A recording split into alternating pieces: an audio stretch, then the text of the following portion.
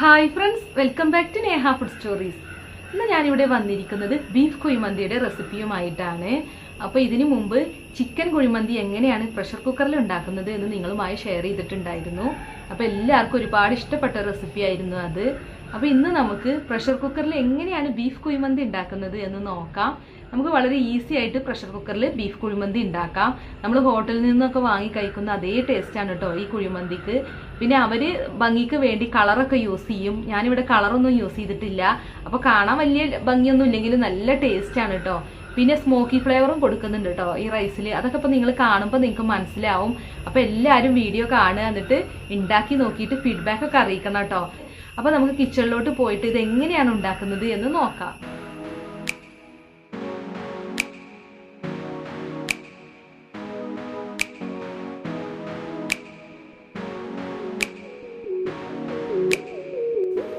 അപ്പോൾ ബീഫ് കുഴിമന്തി ഉണ്ടാക്കാനായിട്ട് ഞാനിവിടെ 4 കപ്പ് ബസ്മതി റൈസാണ് എടുത്തിരിക്കുന്നത്. ഇത് സെല്ലയാണ് കേട്ടോ. അപ്പോൾ നല്ല നീളത്തിൽ അരി എടുക്കണം, എന്നാലേ കാണാനും നല്ല ഭംഗി ഉണ്ടാവുള്ളൂ. അപ്പോൾ ഇത് 3-4 പ്രാവശ്യം കഴുകി എടുത്ത അരിയാണ് കേട്ടോ. ഇനിയിപ്പോൾ ഇതിലേക്ക് വെള്ളം ഒഴിച്ചിട്ട് ഇതൊന്ന് കുതിർക്കാൻ വേണ്ടിയിട്ട് വെക്കണം. അപ്പോൾ 1 മണിക്കൂർ നേരത്തേക്ക് ഇത് കുതിർത്ത് വെക്കണം കേട്ടോ. നമ്മൾ പ്രഷർ കുക്കറിലാണ് ഉണ്ടാക്കുന്നത്. അപ്പോൾ 1 മണിക്കൂർ നേരത്തേക്ക് കുതിർത്ത് വെക്കാം. അപ്പോൾ അതിന് വേണ്ടി നമുക്കിനി ഇത് അടച്ച് വെച്ച് മാറ്റി വെക്കാം. ഈ സമയം കൊണ്ട് ബീഫ് കുക്ക് ചെയ്തെടുക്കാം. അപ്പോൾ ഇതിന് വേണ്ടി 1 കിലോ ബീഫാണ് എടുത്തിട്ടുള്ളത്. ഇത് നെയ്യോട് കൂടിയ ബീഫാണ് കേട്ടോ. അപ്പോൾ നന്നായി കഴുകി വൃത്തിയാക്കി എടുത്തതാണ്. അപ്പോൾ അത്യാവശ്യം വലിയ പീസായിട്ട് തന്നെ കട്ട് ചെയ്തെടുക്കുക. ഞാനിപ്പോൾ ഈ സൈസിലാണ് ഇത് കട്ട് ചെയ്തെടുത്തിട്ടുള്ളത്. അപ്പോൾ നെയ്യോട് കൂടിയുള്ള ബീഫാണെങ്കിൽ ഒന്നും കൂടി ടേസ്റ്റ് കൂടുമെന്ന് വിചാരിച്ച് ഒരുപാട് നെയ്യൊന്നും ചേർക്കുകയും ചെയ്യരുത്. അപ്പോൾ ഇതിലേക്ക് ആവശ്യത്തിന് ഉപ്പിട്ട് കൊടുക്കാം. പിന്നെ മന്തി മസാലയും വേണം, ചിക്കൻ മാഗി ക്യൂബും. അപ്പോൾ മാഗി ക്യൂബ് 1 എടുത്തിട്ടുണ്ട്, മന്തി മസാല 1 ടേബിൾ സ്പൂണും. അപ്പോൾ ഇത് ഇതിലേക്ക് ഇട്ട് കൊടുക്കാം. അപ്പോൾ ഇതാണ് ഞാൻ എടുത്ത മന്തി മസാല. അൽ റുമാൻ ഫുഡ്സിന്റെ മന്തി മസാലയാണ്. അപ്പോൾ ഇതെല്ലാ കടകളിലൊക്കെ വാങ്ങാൻ കിട്ടും കേട്ടോ. അപ്പോൾ ഇത് ചേർത്താൽ മതി, ഒത്തിരി ഒന്നും ചേർക്കേണ്ട, 1 ടേബിൾ സ്പൂൺ ചേർത്താൽ മതി. ഇനി ഇത് നല്ലവണ്ണം ഒന്ന് മിക്സ് ചെയ്ത് കൊടുക്കുക.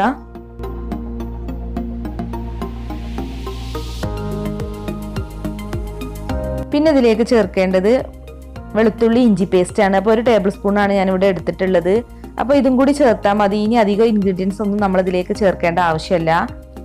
ഇനി ഇതിലോട്ട് വെള്ളമൊന്നും ചേർക്കേണ്ട, ബീഫ് വേവാനുള്ള വെള്ളം ഇതിൽ തന്നെ ഉണ്ടാവും. അപ്പോൾ നമ്മളിനി ഇത് അടച്ച് വെച്ച് കുക്ക് ചെയ്തെടുക്കാം. ഫസ്റ്റ് വിസിൽ കഴിഞ്ഞാൽ പിന്നെ ലോ ഫ്ലെയിമിലേക്ക് മാറ്റാം. എന്നിട്ട് ഒരു 4 വിസിലൊക്കെ വന്നു കഴിഞ്ഞാൽ ഫ്ലെയിം ഓഫ് ചെയ്താൽ മതി. അപ്പോൾ ഇതിൽ ആവിയെല്ലാം പോയിട്ടുണ്ട്. നമുക്കിതൊന്ന് തുറന്ന് നോക്കാം. ബീഫ് ഇപ്പോൾ ഇവിടെ കുക്കായി വന്നിട്ടുണ്ട്. പിന്നെ ഒരു 80% കുക്ക് ചെയ്തെടുത്താൽ മതി. അപ്പോൾ നമ്മൾ ബീഫിൽ വെള്ളമൊന്നും ചേർത്തിട്ടുണ്ടായിരുന്നില്ല, എന്നാലും ഇതിൽ സ്റ്റോക്ക് ഉണ്ട്. അപ്പോൾ ഇനി സ്റ്റോക്കൊക്കെ ചേർത്തിട്ടാണ് നമ്മൾ റൈസ് വേവിച്ചെടുക്കുക. അപ്പോൾ ഇനി ഇത് മാറ്റി വെക്കാം.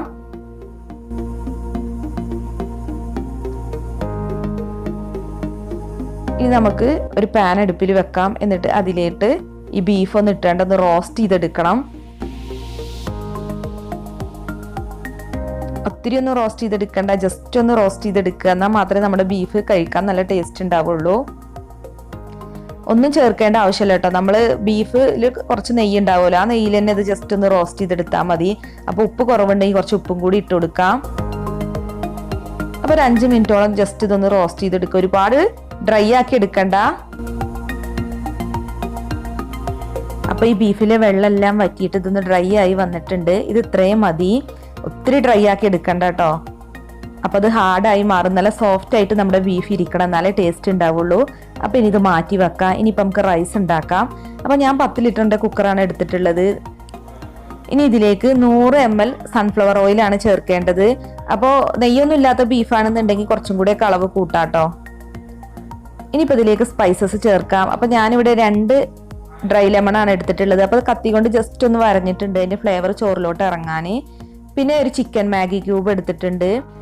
2 ഇഞ്ച് വലിപ്പത്തിലുള്ള 2 കറുവപ്പട്ട എടുത്തിട്ടുണ്ട്. 1 ടീസ്പൂൺ വലിയ ജീരകം, 2 ടീസ്പൂൺ കുരുമുളക്, പിന്നെ 1 ടീസ്പൂൺ മല്ലി എടുത്തിട്ടുണ്ട് കേട്ടോ.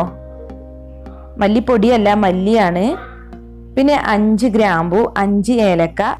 അപ്പം ഇതെല്ലാം ഈ എണ്ണയിലിട്ടൊന്ന് റോസ്റ്റ് ചെയ്തെടുക്കണം. അപ്പോൾ ഉണക്കനാരങ്ങ ഞാനൊന്ന് കത്തി കൊണ്ടൊന്ന് ജസ്റ്റ് ഒന്ന് വരഞ്ഞിട്ടുണ്ട്, ഫ്ലേവർ കിട്ടാൻ വേണ്ടിയിട്ട്. അപ്പോൾ മന്തി മസാല ഒഴികെയുള്ളതെല്ലാം നമുക്ക് ഇതിലോട്ട് ചേർക്കാം. എന്നിട്ട് ജസ്റ്റ് ഒന്ന് റോസ്റ്റ് ചെയ്തെടുക്കുക.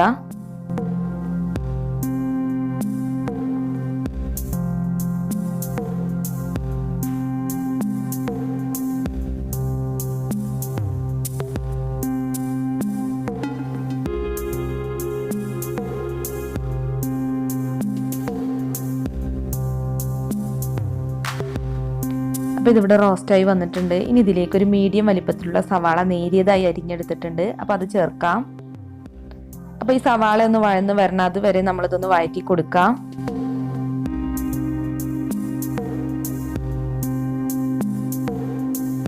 ഇനി ഇതിലേക്ക് 2 ടേബിൾ സ്പൂൺ വെളുത്തുള്ളി ഇഞ്ചി പേസ്റ്റ് ചേർക്കണം.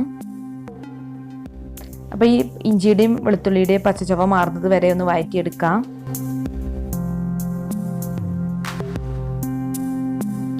ഇനി നമുക്കിതിലേക്ക് മന്തി മസാല ചേർക്കാം. 2 ടേബിൾ സ്പൂൺ മന്തി മസാല.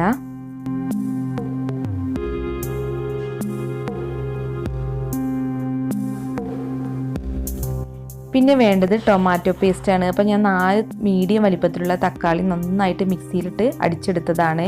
വെള്ളമൊന്നും ചേർക്കാതെ അരച്ചെടുത്താൽ മതി കേട്ടോ. അപ്പോൾ ഇനി തക്കാളിയുടെ പച്ചച്ചുവ മാറുന്നത് വരെ ഒന്ന് വഴറ്റിയെടുക്കുക.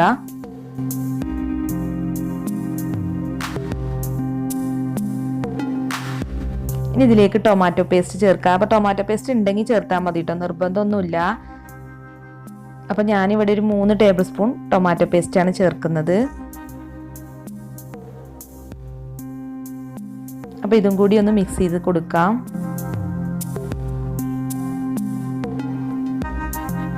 അപ്പോൾ ഇതിവിടെ നന്നായി റോസ്റ്റായി വന്നിട്ടുണ്ട്.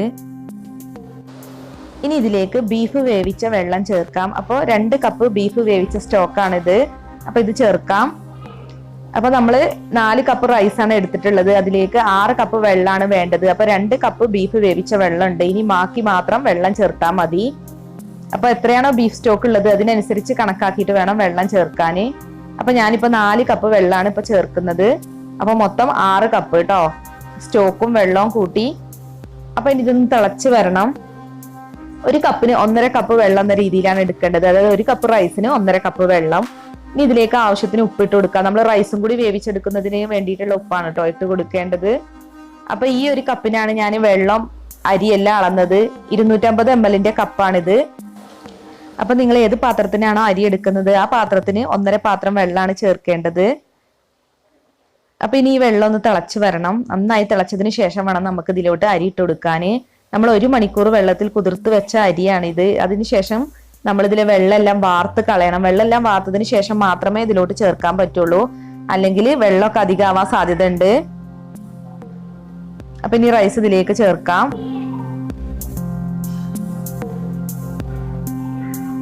ഇനി ഇതെല്ലാം നല്ലവണ്ണം ഒന്ന് മിക്സ് ചെയ്യാം കേട്ടോ. ഇനിയിപ്പോ നമ്മൾ ഇത് അടച്ചു വെക്കണം. എന്നിട്ട് ഹൈ ഫ്ലെയിമിലിട്ട് ഒരു ഒറ്റ വിസിൽ കൊടുത്താൽ മതി. എന്നിട്ട് ആവി എല്ലാം പോയതിനു ശേഷം തുറക്കുക. ഇനിയിപ്പോ 10 ലിറ്ററിന്റെ കുക്കർ ഇല്ലാന്നുണ്ടെങ്കിൽ 5 ലിറ്ററിന്റെ കുക്കറിൽ 2 വട്ടമായിട്ട് കുക്ക് ചെയ്തെടുത്താലും മതി. അപ്പൊ ആവി എല്ലാം പോയിട്ടുണ്ട്. ഇനി നമുക്കിതൊന്ന് തുറന്ന് നോക്കാം. അപ്പൊ നമ്മുടെ റൈസ് ഇവിടെ നന്നായി കുക്കായി വന്നിട്ടുണ്ട്.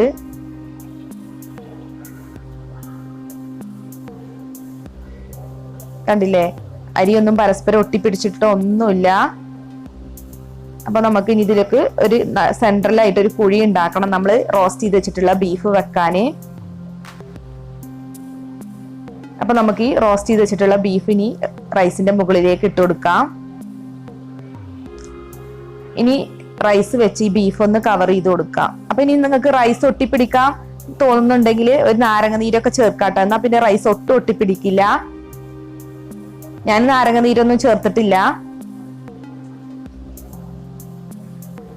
ഇനിയിപ്പോ നമുക്ക് ഇതിന് സ്മോക്കിംഗ് ടേസ്റ്റ് കൊടുക്കണം. അപ്പൊ അതിന് വേണ്ടിയാണ് നമ്മൾ ബീഫ് അടിയിലോട്ട് വെച്ചുകൊടുത്തത്. ഇനി ഞാനിവിടെ കുറച്ച് ചിരട്ട ഒരു പാത്രത്തിൽ കത്തിച്ചെടുത്തിട്ടുണ്ട്. സ്മോക്കിംഗ് ടേസ്റ്റ് കൊടുക്കാൻ വേണ്ടിയിട്ടാണ്. എന്നാലുള്ള നമ്മുടെ ബീഫ് മന്തി നന്നായി കിട്ടുള്ളൂ. അപ്പൊ ഇതിലേക്ക് കുറച്ച് ഓയിലും കൂടി ചേർക്കാട്ടോ. അപ്പൊ നന്നായിട്ട് പുക വന്നോളും. ഇനി ഈ പുക പോകുന്നതിന് മുമ്പ് ഇതൊന്ന് അടച്ചു വെച്ചുകൊടുക്കാം. തീ ഒന്നും കത്തിക്കണ്ട കേട്ടോ, ജസ്റ്റ് വെറുതെ ഒന്ന് അടച്ചു വെച്ചാൽ മതി ഒരു 5 മിനിറ്റ്. അപ്പൊ നന്നായിട്ട് നമുക്ക് ഇതിലേക്ക് സ്മോക്കിംഗ് ടേസ്റ്റ് കിട്ടും. അപ്പൊ 5 മിനിറ്റിന് ശേഷമാണ് ഞാനിപ്പോ ഇത് തുറന്നത്. നന്നായിട്ട് നമ്മുടെ ചോറിലോട്ട് സ്മോക്കിംഗ് ടേസ്റ്റ് കിട്ടിയിട്ടുണ്ട്. അപ്പൊ ഇനി നമുക്കിത് വേറൊരു പാത്രത്തിലോട്ട് മാറ്റാം. ഈ കുക്കറിൽ നിന്ന് നമ്മുടെ ചോറും ബീഫൊക്കെ മാറ്റാണ് നല്ലത് കേട്ടോ. അപ്പൊ നന്നായി നല്ല ഫ്ലേവറിൽ കിട്ടിയിട്ടുണ്ട് മന്തി. ഇനിയിപ്പോ ചോറ് നമുക്കൊരു സെർവിങ് ഡിഷിലോട്ട് മാറ്റാം. അപ്പോൾ കളറൊക്കെ ചേർക്കാൻ താല്പര്യമുള്ളവർക്ക് കുറച്ച് റെഡ് കളറൊക്കെ ചേർക്കാം. അപ്പൊ നല്ല ഭംഗിയായിട്ട് കിട്ടും. ഞാനിവിടെ കളറൊന്നും ചേർത്തിട്ടില്ല. അപ്പൊ നമ്മുടെ റൈസ് ഇവിടെ റെഡി ആയിട്ടുണ്ട്. നല്ല ടേസ്റ്റി ആയിട്ട് വളരെ ഈസി ആയിട്ട് ഉണ്ടാക്കാൻ പറ്റുന്ന ബീഫ് മന്തിയാണ്. അപ്പോൾ ഈ പെരുന്നാളിന് എല്ലാവരും ഒന്ന് ഉണ്ടാക്കി നോക്കുക, എന്നിട്ട് ഫീഡ്ബാക്ക് ഒക്കെ അറിയിക്കണം കേട്ടോ. അപ്പോൾ നിങ്ങൾ ഈ വീഡിയോ കണ്ടിട്ട് നിങ്ങൾക്ക് ഇഷ്ടമായിട്ടുണ്ടെങ്കിൽ ഒന്ന് ലൈക്ക് അടിച്ചേക്ക്. പിന്നെ ചാനൽ സബ്സ്ക്രൈബ് ചെയ്യാത്തവരുണ്ടെങ്കിൽ ഒന്ന് സബ്സ്ക്രൈബ് ചെയ്ത് സപ്പോർട്ടും കൂടി ചെയ്യണം കേട്ടോ. അപ്പോൾ നല്ലൊരു വീഡിയോസുമായി വീണ്ടും കാണാം. താങ്ക്